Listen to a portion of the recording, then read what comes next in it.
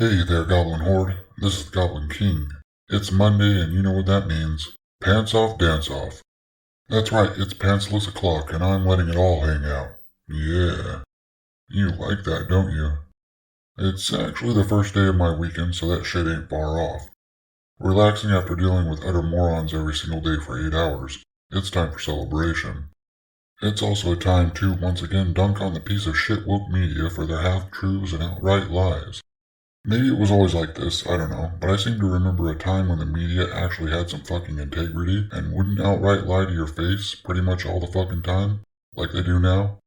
So, guess what well we get to go back to today? That's right, we get to revisit that clusterfuck of an adaptation, Amazon's Rings of Power.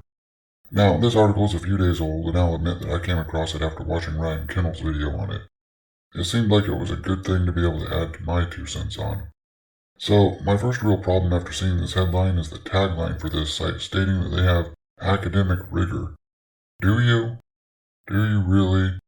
Because after reading this supposed article all the way through and seeing how it basically starts off with a false premise, that being that Tolkien never clearly described any of the things that we're talking about, that shows that you really don't have that academic rigor, do you? I mean, maybe you did at one time? I wouldn't know. I'd honestly never heard of you until tonight. But you sure as fuck don't anymore. I mean, maybe you aren't properly vetting the people who contribute to your site or something? For real, Tolkien is basically infamous for being overly descriptive in his text.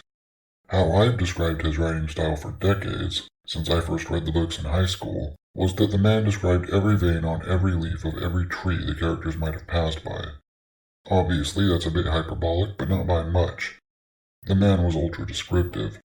So to sit there and start off your paper here with an easily disproved outright lie is not the way to establish your basic premise of academic rigor. Unless spreading a lie goes along with that journalistic flair you're speaking of. I mean, journalists these days do outright fucking lie all the time, so that must be it.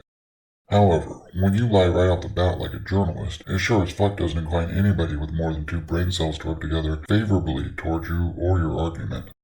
It actually does quite the opposite, in fact. It immediately puts people on their guard against further mistruths and outright lies, and causes them to look at the rest of any argument you may put out in an unfavorable light, like I'm currently doing.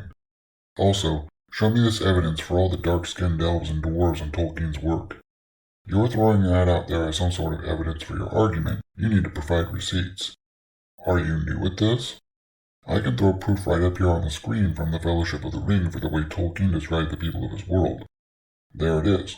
Right there, for all and sundry to see. Thanks to Josiah Rises, by the way, for providing that. Much appreciated. There's an example, a small one, for how Tolkien lent descriptive narrative to his tales.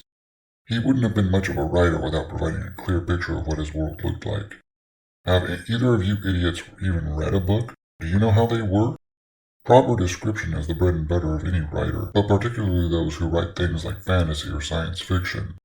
You need to be able to put a clear picture of what the world or worlds you're describing look like to the people reading them. These aren't picture books. You need to be able to paint a picture with words, and that's exactly what Tolkien did. That's why Peter Jackson was so readily able to translate the pages of Tolkien's works onto the big screen the way he did. He had a pretty complete picture of what this world was supposed to look like, from the landscapes to the peoples who inhabited it, due to the descriptions provided by Tolkien. Then there's the second argument that completely removes the mask. It's completely as I've been saying for weeks now. This is revisionist fiction. They want to take what Tolkien spent most of his life creating, what his son spent all of his life trying to protect, and they want to change it. They want to pervert it. They want to corrupt it with their own values, thoughts, and beliefs. They don't care because it's not theirs. They didn't create this world. They didn't build it from the ground up. They didn't spend decades being fans and supporting it. It's people like these who embody this quote that's being spammed all over Amazon's bullshit. Evil cannot create, it can only corrupt and destroy.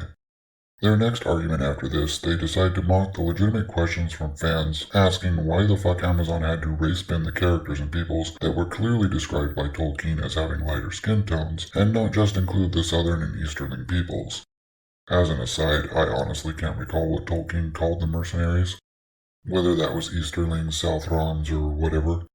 The site, which claims to be full of academic rigor, states that it would have been racist because Tolkien was a dirty racist who thought that dark-skinned peoples were evil. Now, they didn't come right out and say that word for word, but see for yourselves. It's obviously very heavily implied. The only problem with this is that Tolkien states straight out that the people working with Sauron are mercenaries. At no point does Tolkien state that the peoples from those lands were all evil. Not once, not ever. As I stated in an earlier video, as anyone even passingly familiar with Tolkien knows, the man did not mince words. He always said precisely what he meant to. Nothing was open to interpretation for him. He described people as he described them. He used the words he meant to use. Thus, he described the southern and eastern peoples helping Sauron as mercenaries. He didn't say they were stand-ins for their entire nations or peoples, despite what these idiots' narrative wants to state. He said those people, specifically, were mercenaries. Nothing more, nothing less.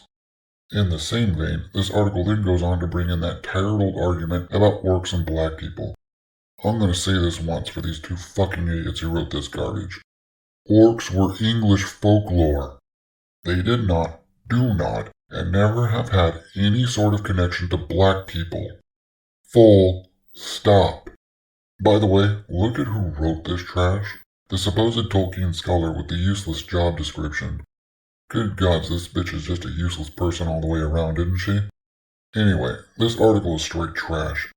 She even brings Idris Elba playing one of the Aesir as some sort of example to be held up as a reason that Tolkien's work should be bastardized for the benefit of these trash people.